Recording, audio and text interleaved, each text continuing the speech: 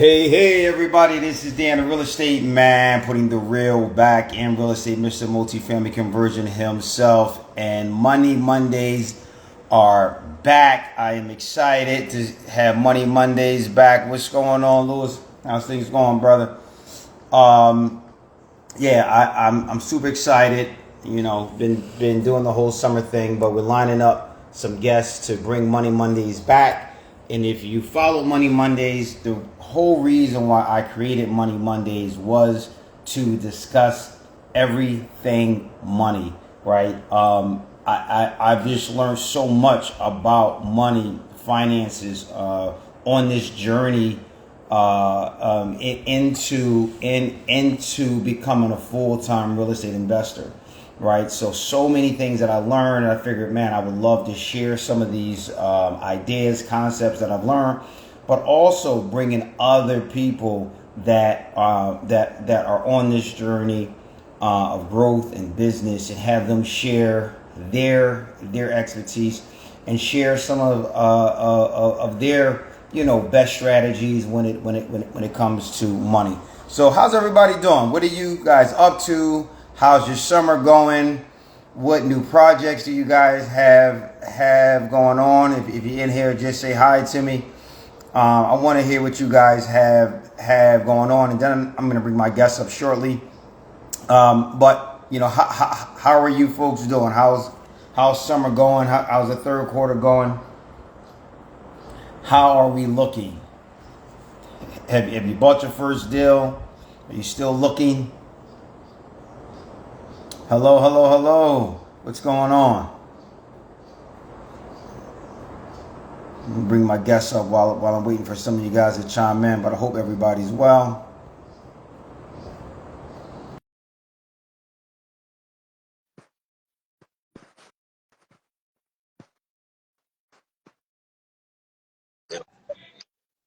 What's going on, How you brother? doing? How you doing? How's everybody doing? I'm doing well, man. Doing well.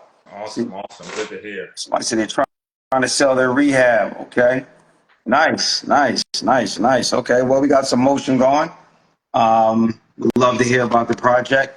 But I wanna just quickly, intro this brother. I think the first time that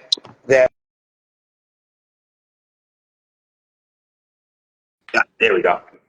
Yeah, the first time we spoke, you had given me. I was talking about. I believe it was. I was talking about Section 8 vouchers, and you had some really good insights. And we actually never got a chance to kind of get back on that. And I'm not a Section 8 expert. I do have voucher tenants. It's a small part of my portfolio. In fact, I had none pre-COVID. I don't think I had any subsidized tenants. Um, Yeah, during COVID, obviously that changed things.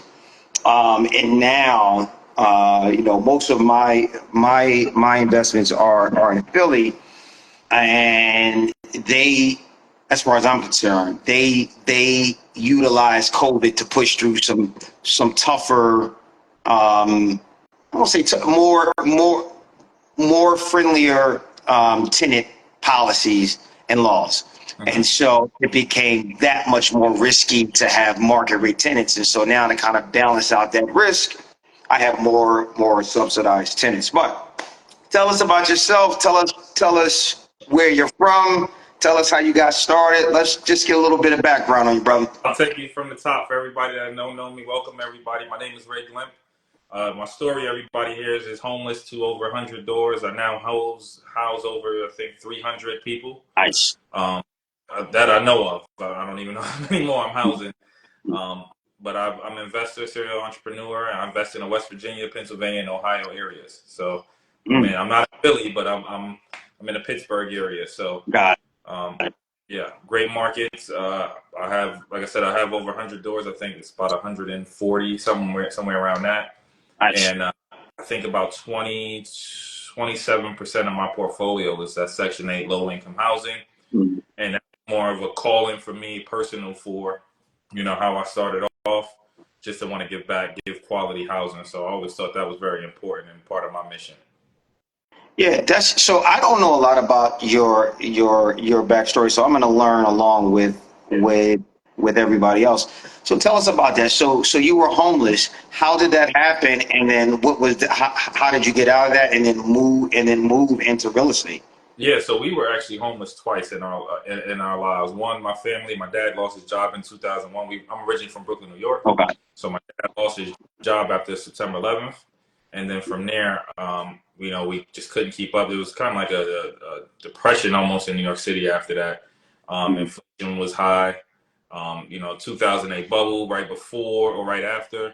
It was just hard to maintain. So my dad lost his job, and we ended up going to a homeless shelter.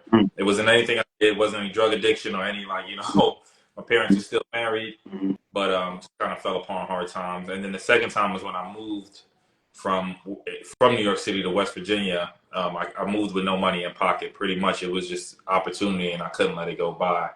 So I slept on my cousin's couch, and I knew there was more opportunity. I just had to figure out how to get to it. So that's what my breakthrough was.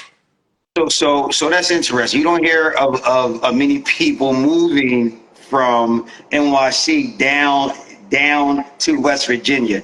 Yeah. So what was the opportunity there? I've been through there a few times. Yeah. But what was the opportunity there? It was to go to school. My cousin was an engineer. He's an engineer full time, and I was at that time I was working in the bar restaurant scene. I was doing decent, but I wasn't really accomplishing anything in life. And at that point, it was like, how do we, scale? How can I bring value and eventually get to the next level? And I remember telling him, we were having a conversation, and I was like, I might just do something honorable. I might be a police officer, a firefighter in New York City. And he told me this quote, kind of stuck with me. Firefighters don't drive Ferraris. And at that point, I was like, yo, I want to drive a Ferrari in my life, man. I can't be average. And shout out to everybody that might be listening as a firefighter, police officer. I appreciate the work you do, but I wanted more. And that was my to go further. Yeah. Got you. So how did you get started buying properties in real estate?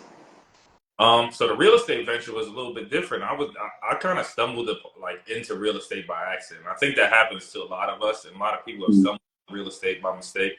My first investment was actually my single family home that I had owned at that point. I ended up renting a basement to a gentleman. He was going to law school, renting the basement out, and he was paying half the mortgage. And at that point, I'm like, man, this is pretty nice. Now, half my mortgage is paid. So what do I do next? And I ended up talking with a couple gentlemen, some restaurant owners. We were all at a bar one night. Some restaurant owners and attorneys, some guys in politics, and they were all like, "Hey, we should invest." They threw around these terms like, "Yeah, we could all put in 5-10 grand. We can buy this, refinance that, do this."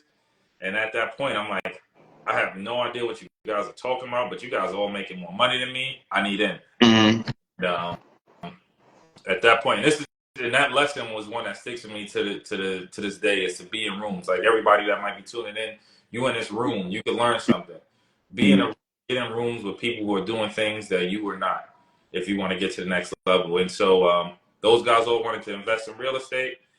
So I was like, let me learn about this. But I went back to them probably like a month or two later, like, hey, look, you guys ready to do this? And everybody backed up, right? But at that point, I was already in. I'm like, man, I figured out that 90% of real estate investors become millionaires, and I'm like, man, I could do this. I could do it. So I actually bought my first investment property. It was in Pittsburgh, Pennsylvania. Got you. Okay, and this was while you were still living in West Virginia. Yep. So I made the trip back and forth. It's an hour drive. It's not a long drive.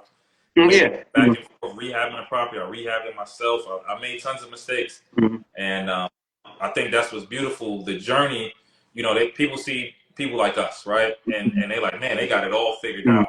But because we made our mistakes. We still make mistakes. Yes. But what makes it good is the mistakes that we made early on, and we were able to live through that and share our experiences with you guys. Absolutely. So I want to bring it back to the reason why. I don't know if you heard me. So I started Money Mondays. Like my background come from a low income, like blue collar family. went to a trade school, got a really good, I got a good blue collar job, like right out of high school.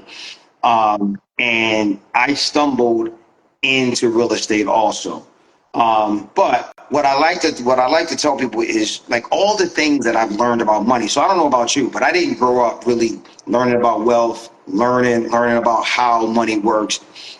Is there anything that you learned on this path that you didn't like learn as a child, or things that maybe you thought was true that you realized later on, oh no, that's not how that works at all?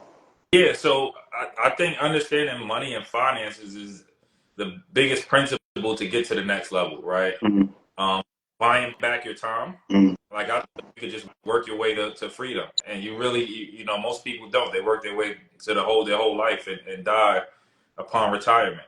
You know, Mhm. learning how to use money as a tool, learning leverage, right? Because leverage is a very powerful thing in real estate, and it's not just real estate, but everything. Mhm. Everything is leverage. You're either gonna leverage your time or you're gonna leverage money, right? Yeah. You're gonna do one or the other, and so that's what real estate taught me was, you know, I'd rather not leverage my time. I want my time, Mhm. right? Let me leverage money. Let me leverage debt. Use it as a tool, and so that Yeah. was one of the biggest things that I've learned. And even through, you know, COVID, a lot of people learning about interest rates. You Mhm. know how it affects how the Fed works. A lot of people didn't know how the Fed works Yeah. pre-COVID, so a lot of people are Yeah. learning right now about, you know, the powerful tools, inflation, Mhm. right? That no, I mean, people knew the word, but they weren't really applying it Mhm. until recently. You know, Yeah. you just thought, man, you know, these groceries just a little bit more expensive, just a little bit more, and now it's like, man, you know, these groceries are really expensive, but I haven't gotten a raise. Yeah. You know, I haven't, you know, so that's what I like. Yeah. And one of the interesting things that I find is people operate in inside of this economy. But a lot of people don't understand how it works.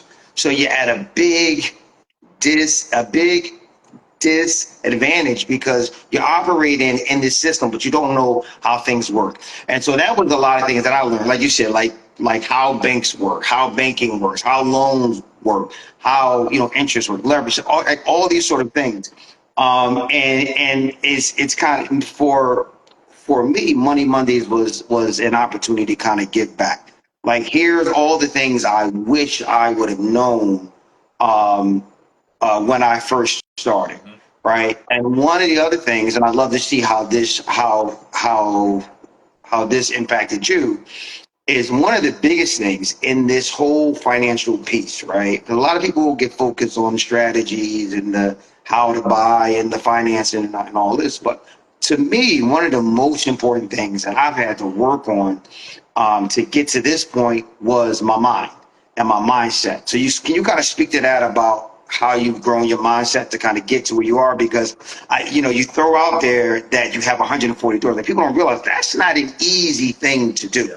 Most people just could not do that. Like just what it takes. All right. So can you kind of talk about that? Yeah. So the biggest thing that takes people from 0 to 10, 10 to 100, 100 to 1,000, no matter what you're doing, 1,000 to 1,000,000, right? Are systems, processes, and mindset, right? Also time management. You need all. I think you need all four of those, right? You need systems to be able to scale, right? You need processes. The way I manage my 10 units, right, is the same way I manage my 100 units. I just had very good systems that I was able to scale. So as time went apart, I just fine tune those systems, right? So and this like having calls like this, right? The thing is, like I said, be in a room, we could pick up from each other, Yeah. right? And I love real estate because most real real estate investors, are willing to give you the jewels. Like, hey, yo, this is it. Like, Yeah. you can watch videos and see, like, okay, these are steps that I need to do. I'll watch your stuff. You look, okay, he's doing renovation here, and he's renovating this. These are things I need to do. But to scale it, it becomes systems and processes. That is the biggest thing. That is how I was able to go from 10 to 20, right? And I'll even give you guys a story of like the first two houses I bought, Pittsburgh, Pennsylvania. And I thought about it, I'm like, man, if I could just get to, 10 doors, right? I was making $1,000 per house, right? $1,000, making $2,000 a month. And at that point, I'm like, man, if I can get to 10 grand, I can do something, right? Right. Mhm. And so I found a building that would net me 10 grand. Okay, now that's the game, right? So if you replicate this, then I get from 10 grand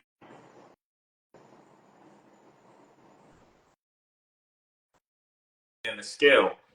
Um, but it's putting those pieces slowly into play and actually applying those principles. So when you catch something that goes wrong, you need to figure out, right? As the boss, you have to take accountability. Man, what went wrong? What was the chink in my armor? Where did I fail? And that's how I always look at it. That's that mindset of where did I fail? What could I have done better later? And so as I go through, and I usually carry my list. I think I left it in the other room, but I usually have a list of things of like problems and pretty much how can I, systematize this to make it better, right? Maintenance requests, they need to go through, property manager. These things have to happen in a certain order to give me back my freedom, unless I'm going to be working all the time. Yeah. Yeah. I think that's one thing people don't often think about, rather, when they talk about scaling. So there's a lot of people, I want to go from this many doors to like these many doors. I'm like, you have to really understand, especially, I don't know if you self-manage or if you have a management company and outside management company. But if you self-manage, I still self-manage. Right? I have staff that run the day to day. But you have to build a business around it, or else if you think you're going to be you're going to take 20, 30, 40, like 140 units, and that's not counting the individual people that live in the units. That's not a real that you would drive yourself crazy. It would actually probably not even be worthwhile. So you definitely have to have those processes and systems in place, or else I think that and I've seen this happen, people crumble under the weight of what they're building because they're not building it on a really strong foundation. And that's the biggest thing. Like, so I'll tell you guys, I self-manage a house. So when I first started, like, this is before other platforms. Nobody was doing this on Instagram Live, platforms like you had. There was no YouTube wasn't really a big thing. I wasn't using that. When I started this, it became more of, all right, let me use an Excel sheet to keep track of my rents. Like, that is not an efficient way to actually do this. How do I collect rent payments? How do I handle those maintenance calls? So, starting to streamline stuff like that kind of makes it more efficient. It's better when you can control it in-house. I will tell you guys, it does get easier at scale, right? So, and you might agree too, when you just got one door or two or three, it becomes like, all right, I got to call a maintenance man. I got to find a handyman. They don't really know you. You don't have a relationship with them. As you scale, I have, 3 to 4 plumbers I can call on hand. I got full-time maintenance men at all times, right? I have, electricians. I have these people around me. Those contribute to my systems, my environment. And those people are essential to helping me build and continue to scale, Sure. So you got to make sure that if you are going to do stuff in-house, that you are equipped and have the connections to be able to do that. Yeah, and again, I got to go back to it because it's super important, and it's kind of interesting, even though it's a very similar journey, right? So every step as you grow, you're like, okay, this worked, like you said, from 0 to say 20 doors. This worked here. All right, I got the whatever 20 or 30. This thing is not working. All right, I got to do something else. All right, and that's rather how I used to go around. I used to go around and pick money up. And my wife told me one, she's like, "You really got to stop doing it." She's like, "It's super," and I enjoyed the feeling of it and all that, and coming home with a pocket full of money. But she's absolutely right. It was ridiculous, and it was like, yeah. But let me say something too. Let me point to something. Mm-hmm. The beauty of it is you enjoyed it, right? Yeah. You get into this business to do things that you enjoy. Yeah. So, like, even though that system, as you continue to scale, you'll have to change it. You enjoy it though, so you can't knock that you enjoy it either. You gotta enjoy. You gotta love that grind. That is part of the growth of it. It is.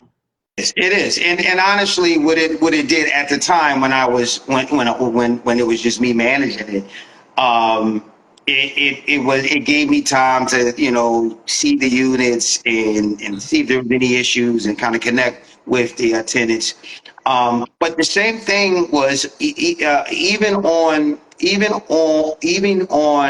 the rehabbing side of the business, right? When it comes to scale, right, you have to add these processes in. So when I was rehabbing one property at a time, I could do it a certain way, right? When I was doing two or three. But when you get to, if you're doing whatever, 5, 10 projects at a time, you can't operate like that. Like you will burn yourself out. You're gonna drop. You're gonna miss so many things.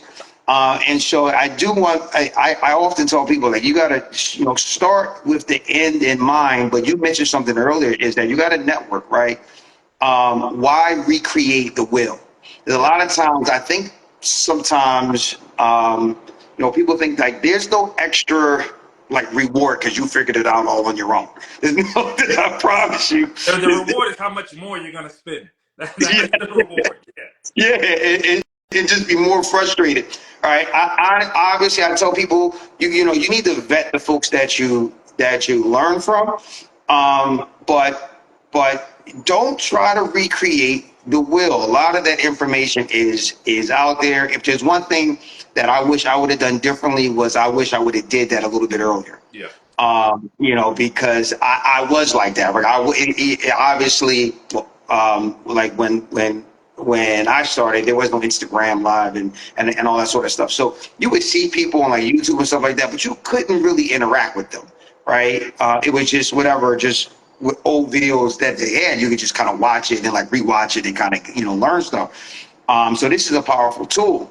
But yeah, like don't waste your time out here trying to create things that have already been created. It's just a waste of time, I think. Yeah, and what's going to happen is you're going to hinder your growth eventually. Like Mhm. the thing is, like I love these platforms because we're reachable. Like if you guys DM me, it's me. Like you could DM me anytime. It'll be me that'll respond. You know, we are reachable. We are people that interact with other people. Where, like you said, back in the day, I remember I used to listen to like maybe a Bigger Pockets on the road, and it's just like, all right, that's it. Like episode's over, or Yeah, this yeah. episode doesn't apply to me and my where I'm at right now. You know, what's next? And so being able to network, put yourself in a room, go to, you know, local real estate meetups, go to travel to other meetups. You know, I've got so much value by traveling to other states, other countries, and learning about what their real estate is. You know, learning about how they invest. I've got tips, I've got tricks from doing that as well. So, you know, getting inside those rooms is of such value.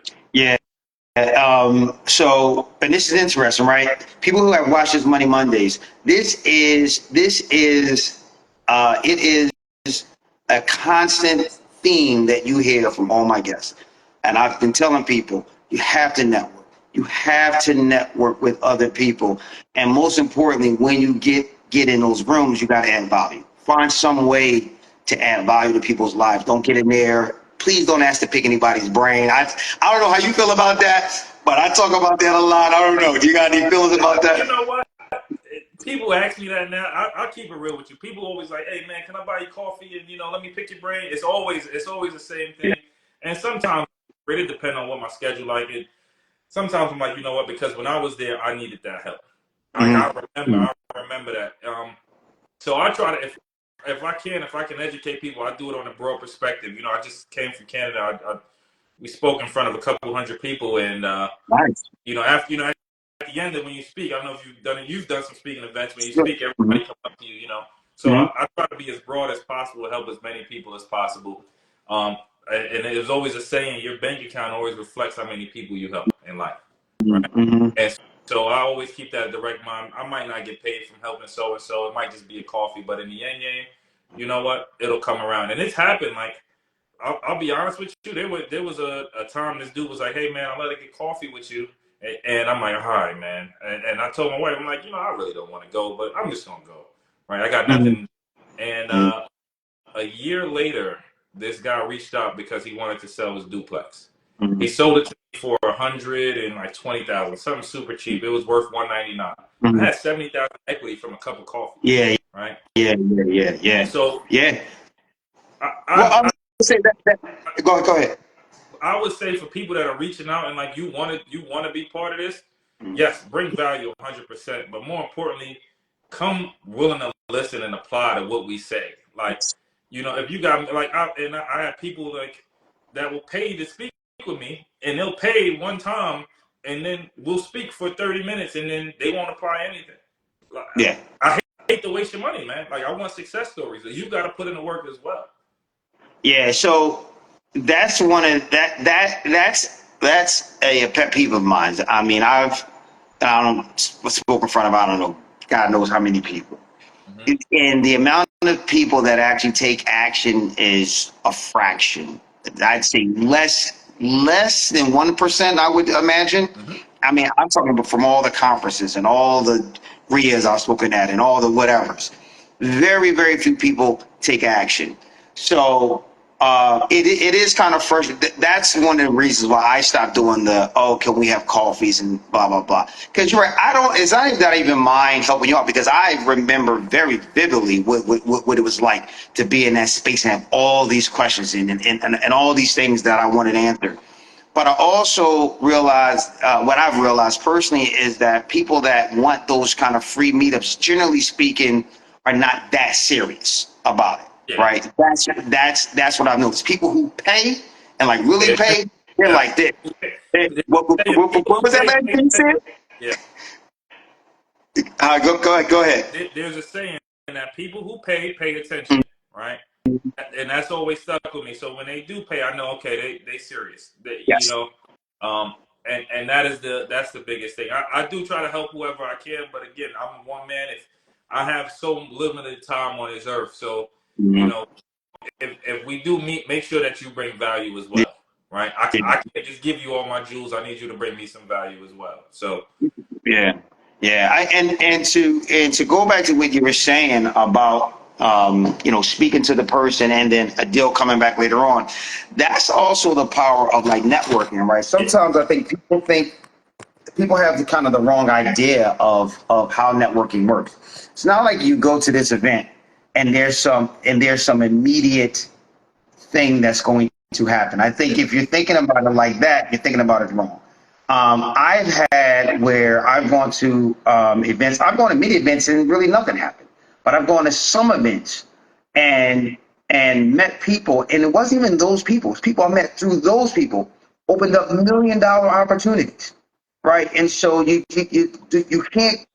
shouldn't go there looking like, okay, well, I didn't get anything from that last conference, I'm not going anymore. I was like, well, it doesn't necessarily correlate like a one for one thing. Right? You keep at it, you follow up, you add value. I mean, this is a proven system. This is not just something that Ray and I are saying. There's a lot of folks that have done this previously, and almost everybody that I've seen has done well. Stands by the fact that if you network, if you put yourself out there, good things will eventually happen. But you got to be consistent with it. that's a big one, being consistent. A lot of people, they'll do it 1 or 2 times and they're like, man, I got nothing from it. I quit. Right? And I watched something, and my son actually, I'll give you an example. My son just learned how to swim. We took him to these classes. The classes were only 10 minutes a day. And I couldn't make sense of it. I'm like, only 10 minutes. But every day he got a little bit better and a little bit better. And that's what life is about, consistency. I didn't get to, 100 doors just overnight.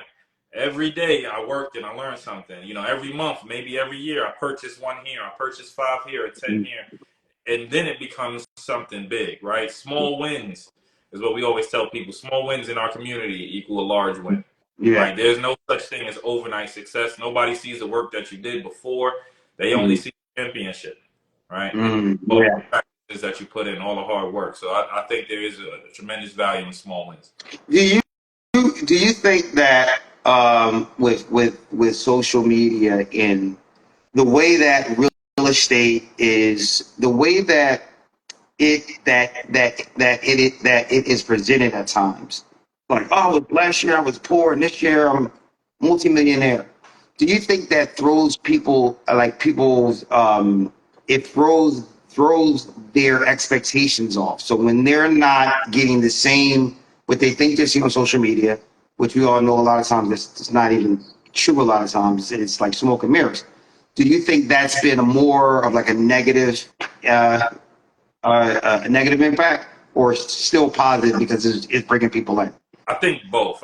I think I take the good with the bad, right? You do have your people who are, one, they're just salesmen. They're trying to sell you something, shove it down your throat if they have to. Hey, look, here's my card, buy real estate. Hey, look, do this, go through my course and do, you know, like, and I got no problem with having a mentor. I believe everybody should have a mentor. You need a mentor. If you're definitely in this business, this is one you probably don't want to go through without a mentor. But make sure you get that person. It is so easy for people to rent a car and say, look, I'm doing this. Or, you know, in real estate, the thing I love about real estate, there's receipts for everything, right? Yeah. If you want to look up my doors, you can find out what I own. It ain't hard to do. Yeah. You can find, I can show the proof. And I think the people who correlate in real estate, the people that you guys should be looking up to are the ones that you see actually doing it every day, right? Then I look at your stuff. You in those houses, right? Some of them down to the studs, some of them renovated, doing it, right? So when you're actually doing it, you live in that lifestyle. It's real, right? And I always tell people, there's very few people, and you know, we host podcasts and stuff like that. There's very few real estate investors that show up in suits and ties. Very few. That show what was that with? Show up in a suit and tie. Oh, right? yeah. If your landlord come to the door in a suit and tie, you might be like, man, I don't know about this guy, right? Yeah. Like this is the real estate. Like polo shirt, t-shirt. These are the people that are making the moves, that are actually investing on the day-to-day. Don't get me wrong, there are people with suits and ties, but these are the people that are investing day-to-day. So social media can be a very daunting place, and I see a lot of people want you to look up to certain things, right? They want you to look up to like, oh, okay, this is easy. I went in and I made $100,000. There's times I made $100,000 in a flip, and we watch HGTV. It's not even social media. It could be HGTV where we watch it like flip or flop or something, whatever the shows are, and you watch it and you think, man, they got that done in 30 minutes. Really, it was three months. They didn't show you the closing costs. They didn't show you the holding costs. They just said, hey, we made $60,000. That's not their net though. Yeah. So you got to really get into the numbers. You got to do your due diligence. Make sure the people that are telling you that they in real estate, that they live in a life that you want to live, right? They really live in that life on a day-to-day basis. Yeah. No, definitely is true. And what you said is true. You know, I think it's only fair, and I've told people this. Is if somebody is, you know, not bold enough, but if they have a course that they're willing to charge you for, you should say, hey, listen, can you show me like the HUD of the last deal? I think that's reasonable. If somebody asked me, I wouldn't be offended. Sure, here's the HUD, you know. So I think that's a fair statement, because I think that what it will do is it will push out folks that really don't have really enough experience to teach. And I'm not knocking anybody's game, but if you've done 1 or 2 deals, I'm going to qualify you. I want to key in on this because this what got me, man. It was a guy, and he put that he bought like a 6-unit apartment building. Not knocking him. He put that he bought a 6-unit apartment building, and he's like, you need to buy my course, and it's just like, bro, that's your only deal. Like, hold on, did you get lucky with this? What's the numbers on this one? You know, somebody knows like, man, this like, but there are people that are gonna eat into that. Yeah. Right. So I can tell you, like, look, I've bought deals with zero money out of pocket. We just closed on a $1 million deal, zero money out of pocket, right? Went to the closing table with no money, right? But I can tell you another that too. Right? I bought another one, a couple million. What was that? Probably 3 months ago. Zero money on the closing table, right? So I can buy subject to. I can do seller finance. I can put down the 20%. We can do traditional finance. We can do DSCR. I can show you proof of it though, right? That's real estate, because the real people who are doing this, we got the receipts. Yeah, we really do this. I can show you rent. If you like, hey, Ray, you said you make 6 figures a month. Okay, cool. Here, look, here's the 6 figures. I can show you it's real. Well, hopefully, I think, and I tell you, because I made a video about that a while back. Knowing the difference between marketing and education, right? We need them both, but you guys got to understand what is what, so you know what you're watching.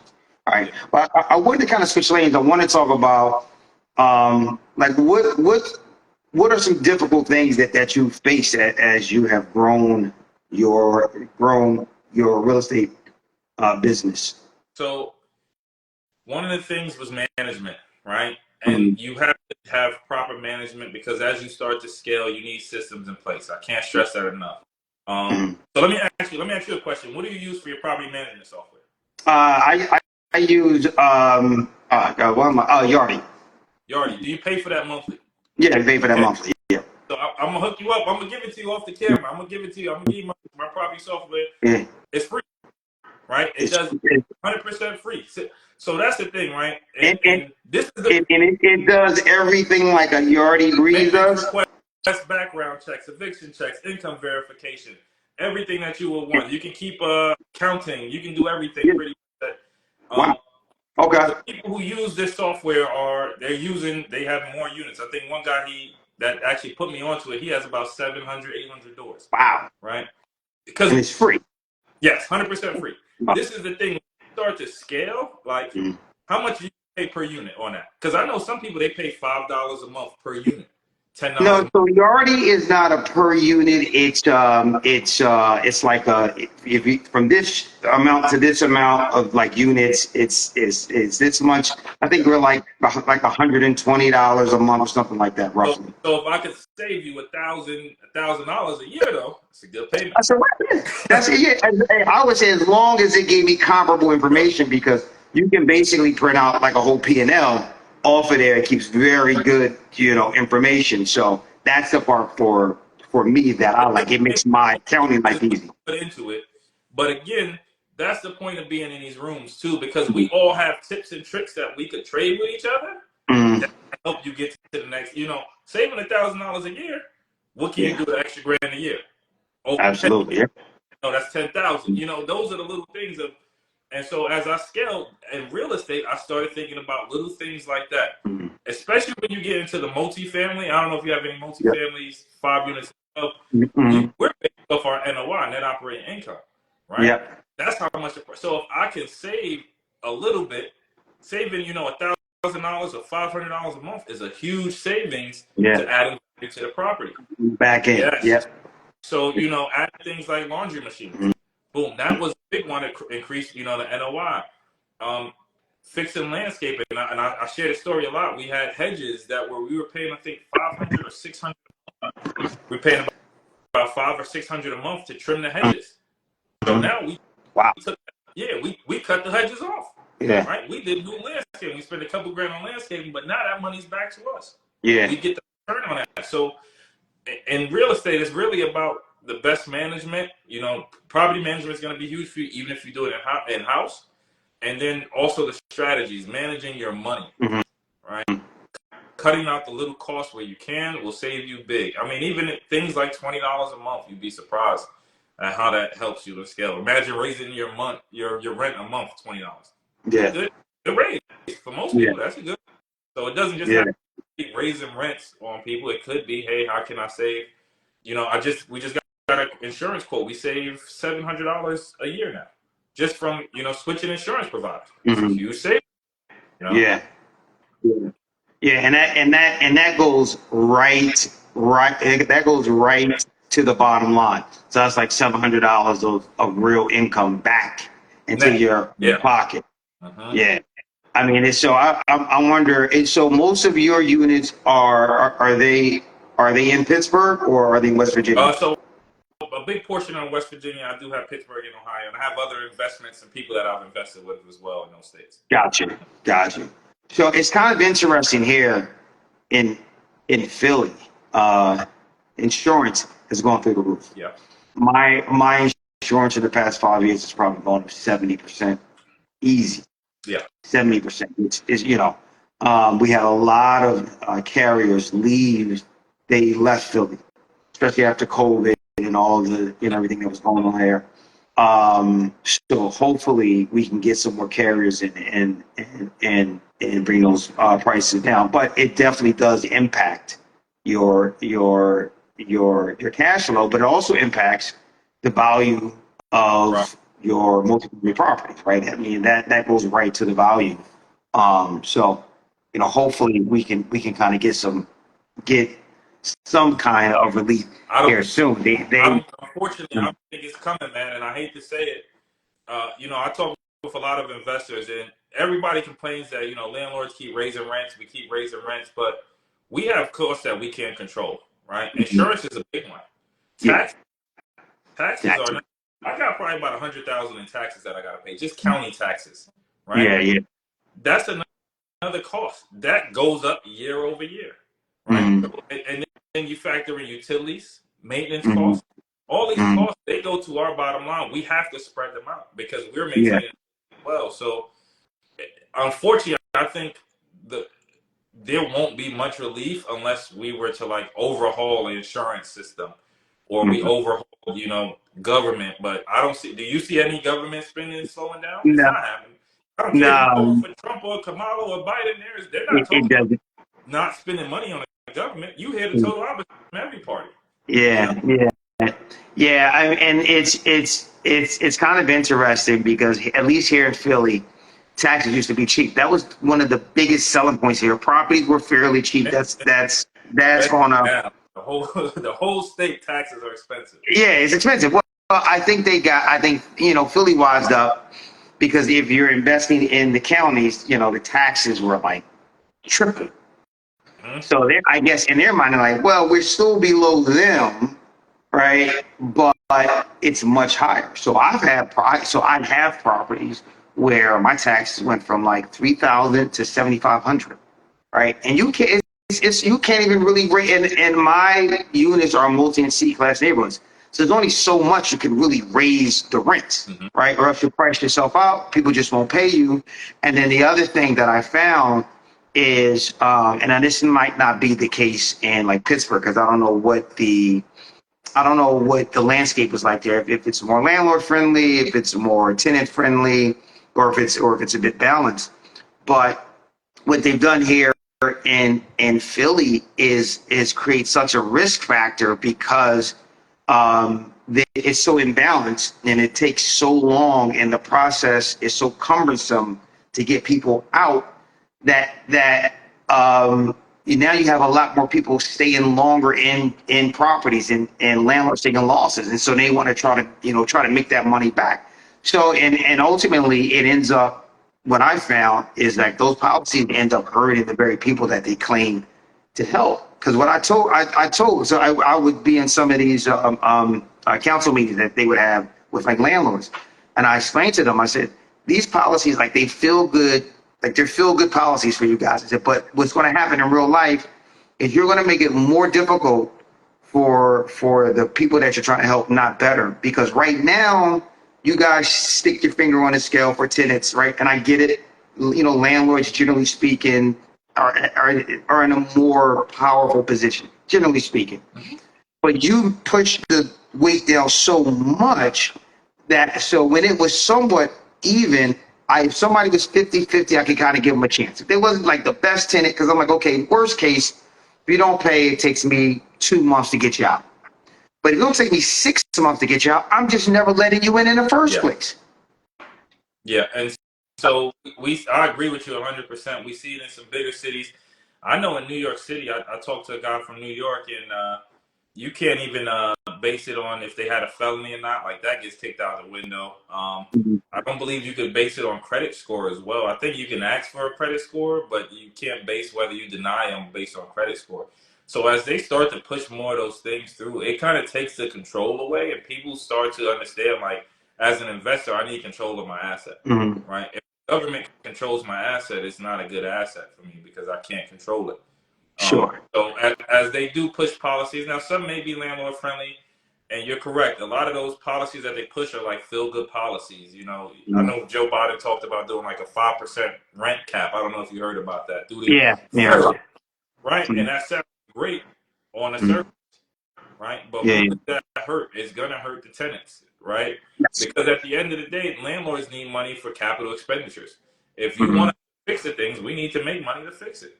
Yeah. And if you look Yeah. at places like New York City, they have a problem because of rent control. You may have a property that you can't bring up to market. And I see a lot of properties that sit vacant. Landlords will let you sit vacant because it's like, well, if I bring it up, it's going to cost me $100,000 to get it up to code, and I can only rent it out for $900. I'll never get that money back on it. It doesn't make sense. So I'd rather just leave it, let it sit vacant, and oh well. But then Which you is, get supply.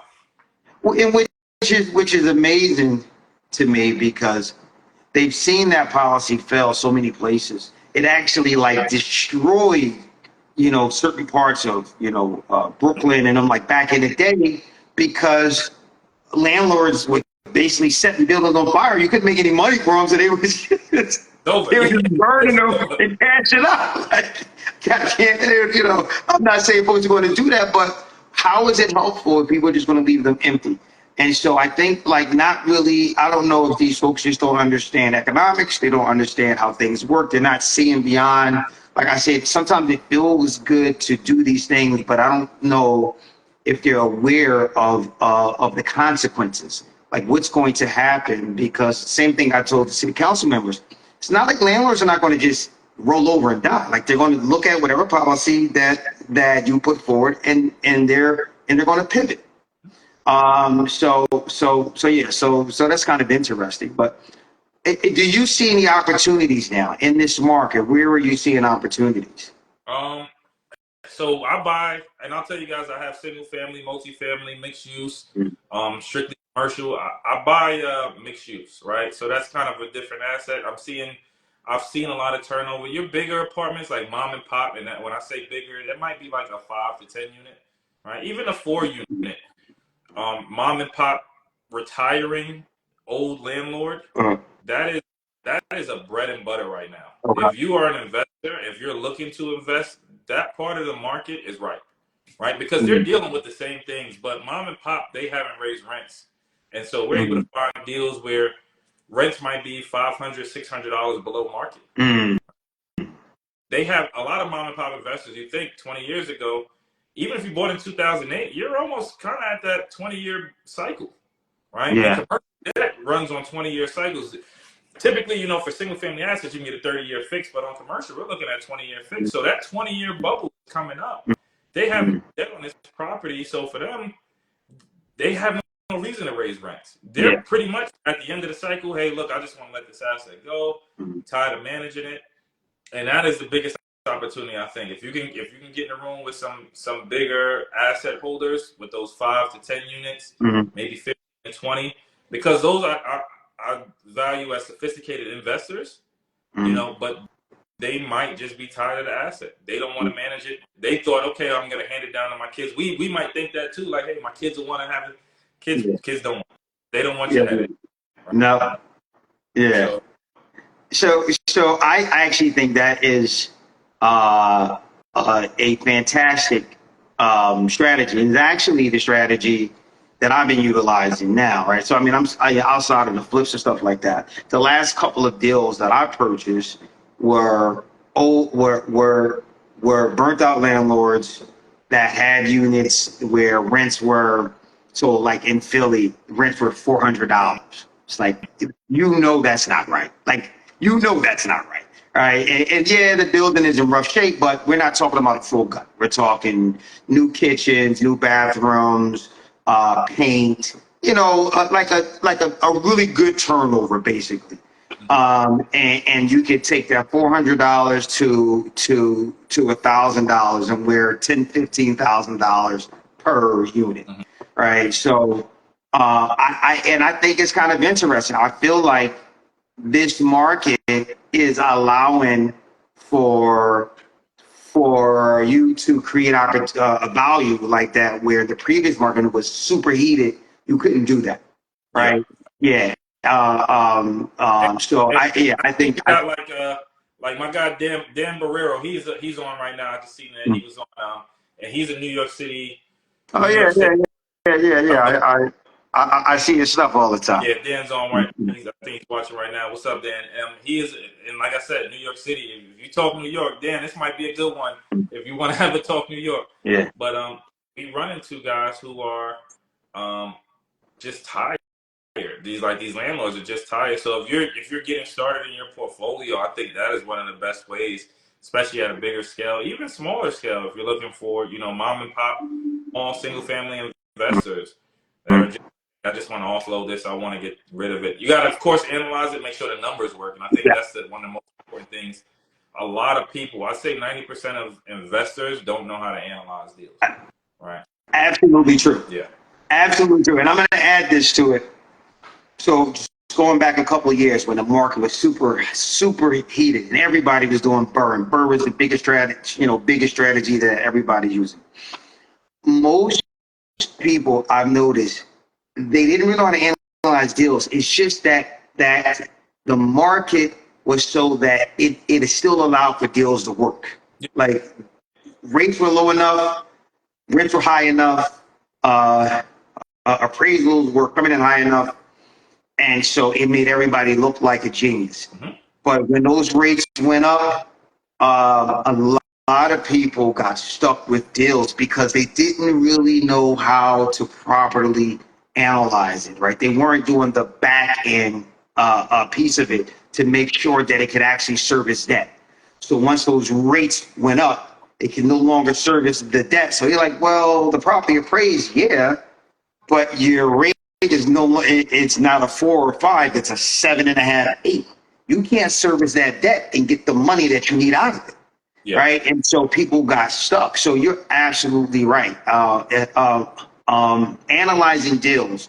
And I saw I quickly looked at your stories. I see you have some courses coming up, or some classes coming up rather. You can definitely speak to that shortly.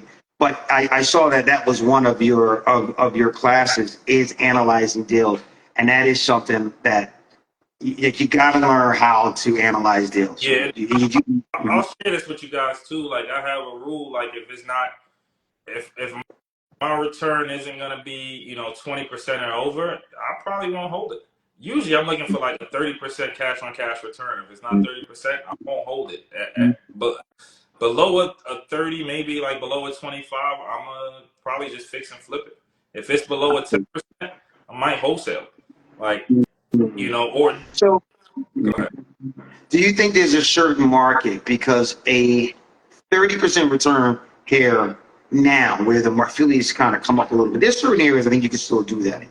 Is that, you think is there certain areas where you've seen that can still happen, like certain yeah, it's very hard now, right? It's harder with the rates now, but there are still value add projects out there.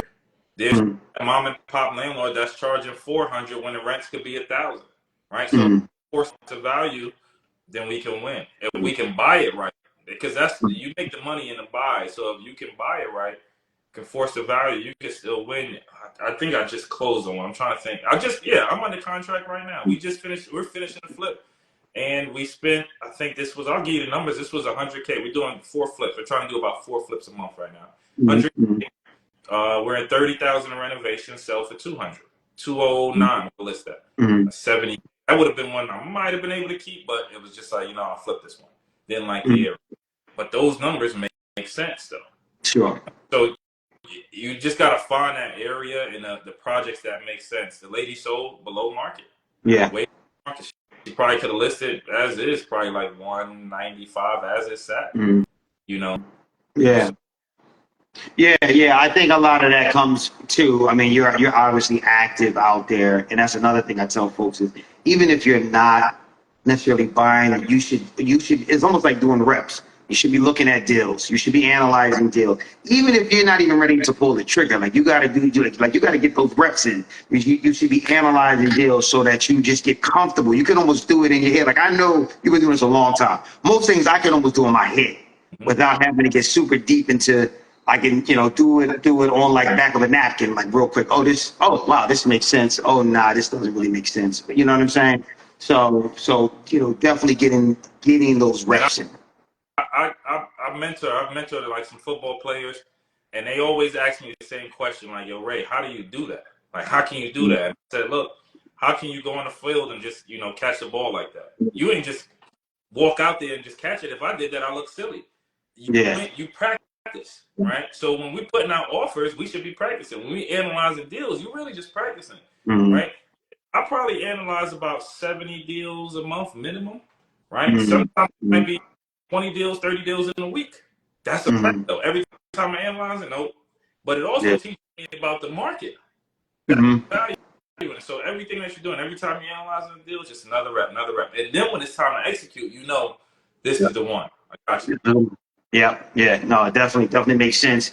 Listen, Ray, man, it's been great talking with you. I know we got a ton more that we could talk about, but definitely let folks know like where they can follow you and everything that you got happening now and going on. Sure. Yeah. You guys can reach out, just hit the follow button. Hopefully you following there. I don't know if any of my followers hopped over. Hopefully you following there. Just hit the follow button. I'll follow you guys back. Just send me a DM. Watch my story. You can see it. You can see it on Instagram Live. Dan, if you could join us next, I think we're scheduled for Wednesday too. Yep. Yeah, just watch, man. The value is in real estate. I show you my flaws. I'm not here to pretend that like I'm perfect. I show my flaws. I show my errors. Real estate is real. Man. I want to show you the good and the bad. Yeah, and I think that's what makes it interesting, right? And that's what makes it human. Yeah. I think when people see stuff where it looks flawless, it just seems unreal. So sometimes people come to me and say, Dan, it don't, it just look easy. You're like, no, it's not. Like if I'm giving you, if you get that, that's not what I'm trying to get across. It is ups and downs, but that's how you grow too, right? And that's how that's almost talking about like the reps. The thing with real estate in any business that you have to be able to deal with ups and downs, right? And even the expectation that it should always go well is wild. Like that's not a real thing anywhere. Right? And then ultimately, like if you want financial freedom, and I'd love to hear what you think about this. I tell people like that's rarefied air. It's rarefied air that people become financially free. A lot of people or a good amount of people rather, make a lot of money, but they're not financially free, which is different. Yeah. So if you're in your mind believe that there's some easy path to becoming financially free, you don't really understand what you're trying to accomplish. At least that's how I feel about it. I share this. This is daily saying. I believe I need to be healthy, wealthy, and free. Right. I need all three. Right. So I know a lot of people don't have their health. They're not free. Right. Yeah. Because if you can't walk, you can't breathe, due to some health element, you're not really free as you want to be. Right? Sure. You're not taking care of your body. So I take care of my body. I try to work out, try to be healthy. I deserve to be wealthy. Right. I need money to be like I've been at the bottom. I've been homeless. So I need money to grow and get to where I need to get to. And then freedom is of that time, right? I know a lot of people with a lot of money, right? I talk to, NBA players, NFL players, they got money. They don't got freedom. Guess what? Sunday night, they got to go play. I'll watch you play. I might sit in the side, but you playing. At the end of the day, I don't care how much money you got. You don't have your freedom, right? Yeah. But what I want is the freedom. We talking right now. This is freedom, right? Yeah. You can catch me at 12 o'clock in the afternoon now. I'm the guy, I can take a coffee. All right, cool. I'm not obliged to be anywhere unless I want to be here. And that is freedom. If I want to take my family to a trip, I think I'll leave for Colombia next week. I didn't even pack yet. I think I leave Thursday. Cool, we're just going. That is the freedom. We try to travel every month. That is the freedom. I want that. I deserve all three, and that's very important to me. So, real estate is one of the means, and I tell everybody, real estate is what got me there. I own businesses, an entrepreneur. I don't know if you guys can see behind me, but I won several awards for entrepreneur. And at that time, I worked my butt off. I slaved, and I worked hard, and I had no freedom. I didn't have the freedom. Now I have the freedom, and it's thanks to real estate.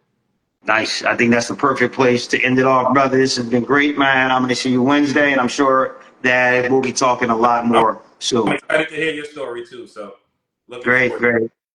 Thanks, man. I appreciate it. I'll see you then. Everybody have a good night. All right. Have a good